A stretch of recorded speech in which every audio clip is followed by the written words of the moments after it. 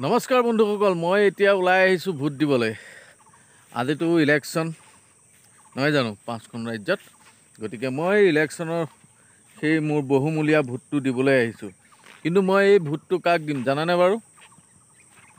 মই সেইজন প্ৰাৰ্থীকেই ভোটটো দিম আজি, যিজন প্ৰাৰ্থীয়ে আমাৰ দেশৰ হকে মাত মাতি যাব পাৰে, আমাৰ জাতি মাতি ভেটি কথাৰ চিন্তা কৰিব পাৰে, আমাৰ জাতিটোৰ কথা চিন্তা কৰিব পাৰে। মই সেই ব্যক্তিজনকহে আজি ভোট দিম।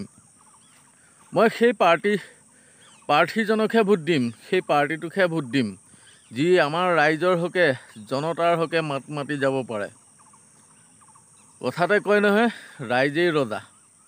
ৰাইজেই ৰজা বুলি এষাৰ কথা আছে, নহয়নে বাৰু? গতিকে ৰাইজে ৰজা হ'বলৈ হ'লে ভোটটো, নিজৰ এই বহুমূলীয়া ভোটটো নিজৰ বিবেক বুদ্ধিৰে দিব লাগিব। তেতিয়াহে আপুনি সঁচাটো দেখিলেও মাত মাতিব পাৰিব, মিছাটো দেখিলেও মাত মাতিব পাৰিব। মিছাটো দেখাৰ লগে লগে আপুনি প্ৰতিবাদ কৰিব পাৰিব, মাত মাতিব পাৰিব, আৰু তেতিয়াহে আপুনি সেই যোজনাটোত কোৱাৰ দৰে, ৰাইজেই ৰজা বুলি কোৱাৰ দৰে আপুনি ৰজা হৈ থাকিব পাৰিব। হয়নে বাৰু? কথা হ'ল, আপোনাৰ ঘৰৰ কাষত থকা সেই বগা কুৰ্তা পিন্ধা নেতাজনে, পাইজামা পিন্ধা নেতাজনে কোৱা সেই মানুহজনক আপুনি ভোটটো নিদিব, সেই প্ৰাৰ্থীজনক আপুনি ভোটটো নিদিব, সেই পাৰ্টিটোক আপুনি ভোট নিদিব।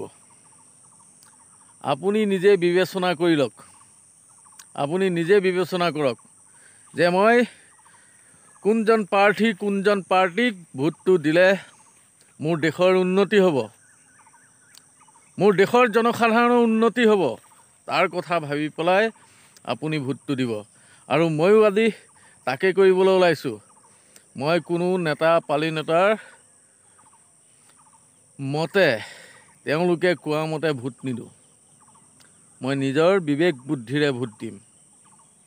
আৰু এটা কথা কৈ থওঁ, আপুনি যদি আজি সেই ভুলটো কৰে, 500 টকা 1000 টকাৰ বিনিময়ত আপোনাৰ ভোটটো সেই মানুহজনক দিয়ে, বেলেগে কৈ দিয়া মানুহজনক যদি আপুনি ভোটটো দিয়ে, প্ৰাৰ্থীজনক যদি ভোটটো দিয়ে, পাৰ্টিখনক যদি ভোটটো দিয়ে, তেনেহ'লে আপুনি জানিব ভৱিষ্যতে আপুনি মাত মতা, অসত্যটোতো মাত মতা, মিছা কথাত মাত মতাৰ অধিকাৰটো আপোনাৰ নাথাকিব।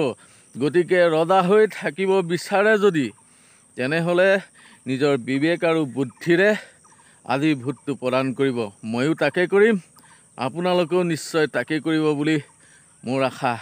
জয় আই অসম, বন্দে মাতৰম।